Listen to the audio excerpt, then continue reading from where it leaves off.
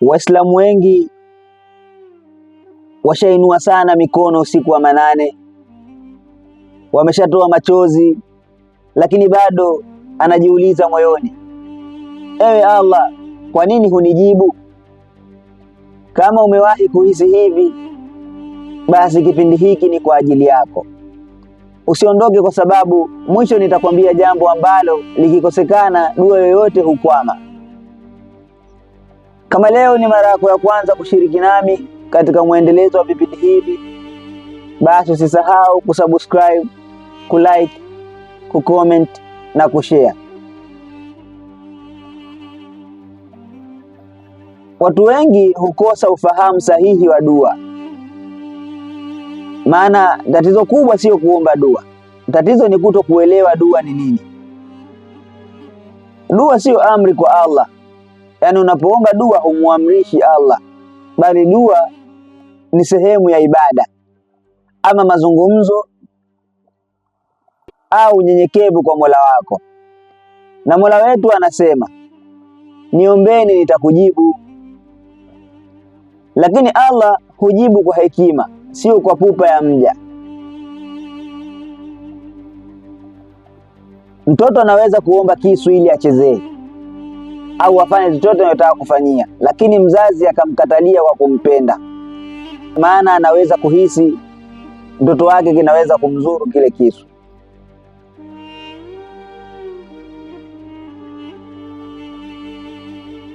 Lakini pia watu wengi hawajui kwamba kuna baadhi ya dhambi zinafunga milango ya dua. Dua nyingi haziendi mbali kwa sababu moyo umeelemewa na dhambi. Na kuna aina ya dhambi 3 ambazo hizi Mwenyezi Mungu huchelewa kujibu dua zako kwa sababu ya dhambi hizi. Dhambi hizi ni ile dhambi ambayo unaijua lakini umeizoea kuifanya, yani unaifanya mara kwa mara. Lakini 2 ni zile dhambi ndogo ambazo unazidharau kila siku. Na 3 ni dhulma kwa watu, iwe kwa maneno au kwa vitendo. Kipindi cha Mtume kuna mtu alikuwa anaomba riziki, lakini hakuwahi kuacha udanganyifu. Dua zake zilikuwa zinakwama kwa sababu mkono alioinua ulikuwa bado umeshika haramu. Kwa kawaida maji safi yakimiminika kwenye chombo kichafu bado yataonekana machafu, japo maji ni masafi, lakini kwa sababu yapo kwenye chombo kichafu yataonekana machafu. Lakini sababu nyingine, unaomba lakini hutembei. Watu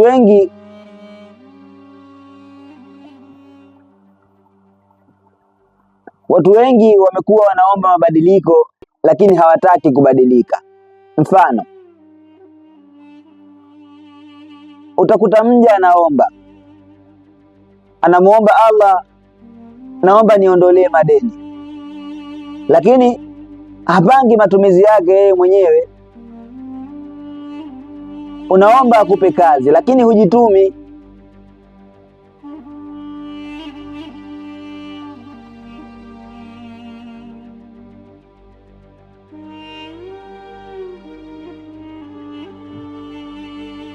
Kwa hiyo hapa tunapata jibu kwamba dua bila juhudi ni kama mbegu bila maji.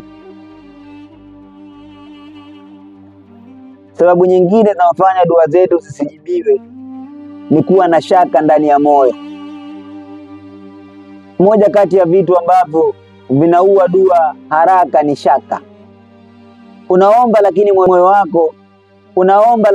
wako unasema labda mimi sio wa kujibiwa,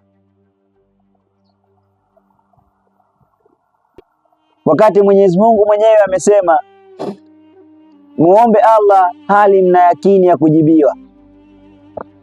Unapokuwa na shaka unajifunga wewe mwenyewe.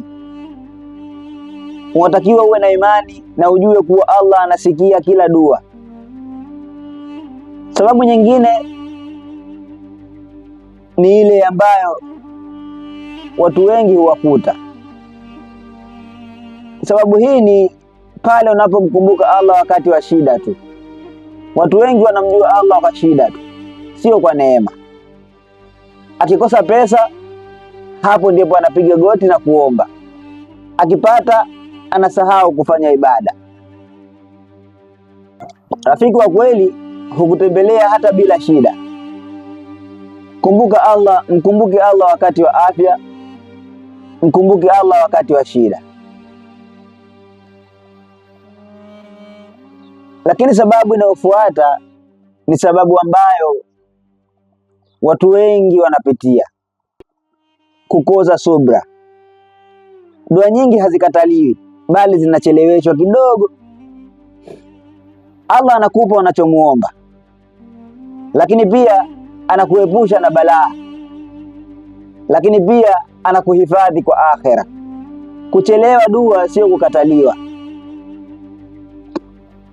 Unatakiwa uzidishe ibada, uzidi kumuomba Mungu, na ujue lililo lako basi atakupa. Lakini kuna namna ya kufungua milango ya majibu ya dua zako. Cha kwanza, tubu kwa dhati. Allah anampenda mja anayerejea kwake. Lakini mbili, safisha moyo wako, acha chuki na samehe kila mtu. Na tatu, endelea kuomba. Allah hasahau hata dua moja.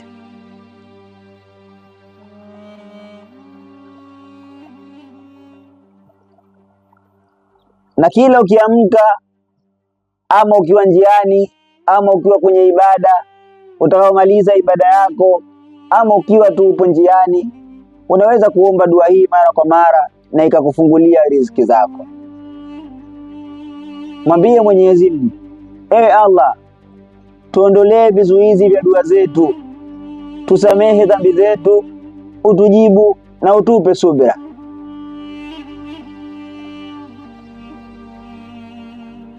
Kama umeguswa na kipindi hiki, basi usisahau kusubscribe, kulike, kucomment na kushare. Mpaka wakati mwingine.